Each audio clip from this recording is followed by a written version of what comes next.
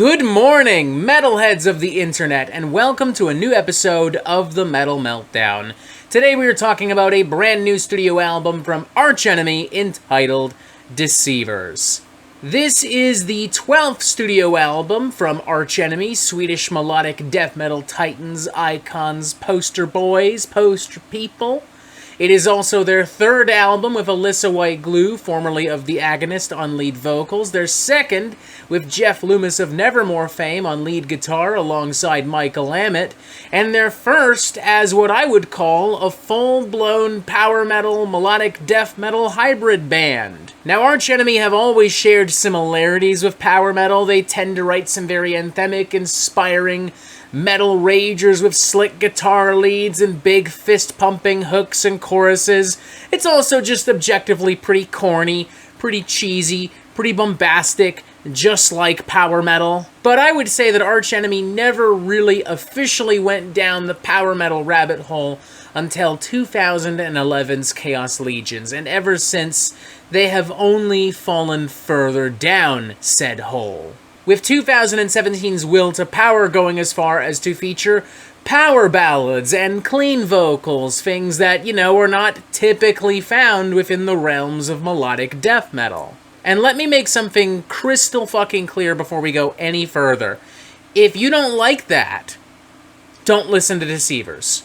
End of story. If you don't like anything that the band has made since Alyssa joined the band, if you don't like anything the band have made within the past decade, if you're not a fan of, this really corny, cheesy, bombastic take on melodic death metal, if you prefer the early Arch Enemy stuff, if you've never liked Arch Enemy altogether for that matter, then you will not like this album, and you should not fucking waste your time with this. However, if everything I have said to you is enticing, if it is exciting you, if you're familiar with Arch Enemy in the past decade and you've really dug it, or at the very least you want to hear more of it, then you probably will like this record. And in fact, I'm willing to bet that a lot of people are going to say that this is Arch Enemy's best album in a long time. And I myself would go as far as to say that this is the most entertaining thing that Arch Enemy have released since the root of all evil. This thing is cram-packed like a can of anchovies with some of the juiciest, tastiest, most bombastic and dynamic riffs and guitar solos and choruses that Arch Enemy have put out in a long time. There are some issues with the overall cohesion of the songwriting, some minor cracks in the foundation, some little bits and pieces that don't quite get along 110% with other little bits and pieces, but for the most part, I was thoroughly entertained by this thing. Opening track Handshake with Hell, for instance, is a thunderous display of finger-tapped guitar wizardry and anthemic metal fury that, of course, brings to mind classic Arch Enemy records like Wages of Sin and Anthems of Rebellion, but with the added bombast and spectacle of a power metal band like Firewind. Everything from those super punchy lead riffs to that, classic Gothenburg melo-death chorus to Alyssa's roaring heavy metal cleans. It's just fantastic. The track's momentum is, in my opinion, briefly derailed by an unnecessary diversion into some more atmospheric kind of territory. There are some very low, chanted, almost ritualistic vocals, some very minimalistic keyboard and guitar work, some epic lyrics and vocals delivered by Alyssa, who roars like a classic heavy metal, power metal singer on this. It honestly feels like somebody trying to make a song for the Skyrim soundtrack or something like that. It's not horrible per se, it's just, as I said before, unnecessary, and it derails the momentum of this thing. Arch Enemy does make up for that, though, by immediately bringing us face to face with one of the most balls-to-the-walls fucking guitar firework displays I think we've seen on an Arch Enemy record in a while. And from here on, things run pretty smoothly, and the riffs never let up. Deceiver, for instance, is probably one of the most aggressive and extreme things Arch Enemy has made in a while. Just a roller coaster of pummeling Swedish death metal riffery and mayhem. Then there's In the Eye of the Storm and The Watcher, which are these very epic and appropriately dramatic kind of heavy metal anthems and bruisers. One of my favorite tracks on the record would have to be the album's closing number, Exiled from Earth. It's very moody and cinematic, with the size and scale and melodramatic flair and sizzle that, honest to God, I would expect from, like, Def Album 3 era Def Clock.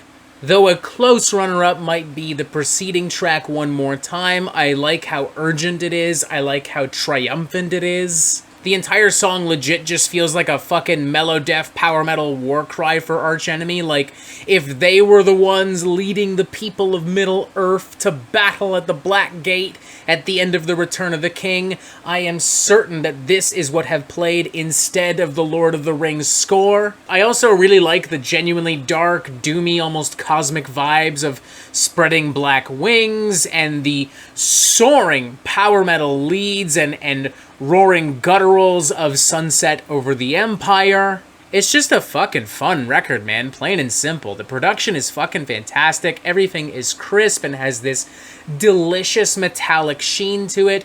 It's awesome to hear Jeff Loomis just kind of ripping away with some classic heavy metal leads and solos alongside the uber-talented Mike Lammett. Everyone else sounds fucking fantastic as well. Drums, bass, vocals, duh. In fact, I'd argue this is the best Alyssa has sounded on any record, frankly. I can picture people being turned off by Arch Enemy's full-on embrace of power metal bombast and spectacle. I can picture people dismissing this record as being cheesy, corny, and predictable. And I can also picture people giving me shit for dismissing Amon Amarth's latest album as being cheesy, corny, and predictable, but not this record. I can see those comments clear as fucking day. And it's a fair point, honestly. Like, why would I embrace Arch Enemy and this new album for those reasons, but not embrace Amon Amarth and their new album for those reasons? And my explanation is riffs.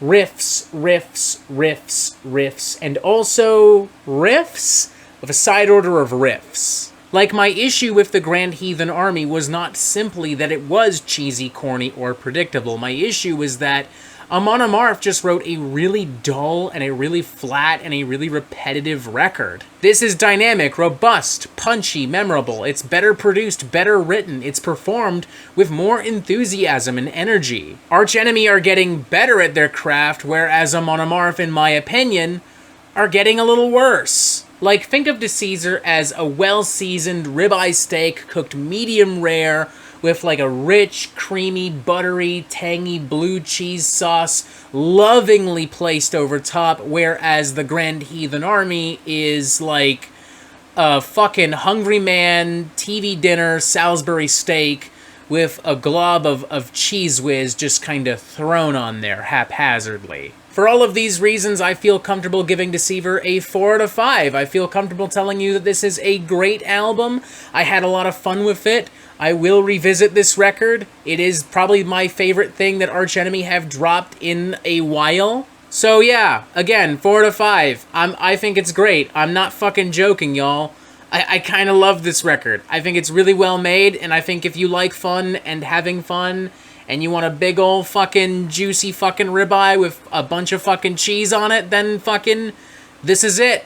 Go nuts. Have fun. And yes, before somebody says it, I'm well aware of the irony of using meat and cheese analogies in praising Arch Enemy, a band whose primary members are either vegan or vegetarian. But despite that, my point stands. It's a great album. 4 out of 5. Eat that cheese up, bro. And that is it for the Metal Meltdown. I'm not an expert, nor do I claim to be, so what do you think?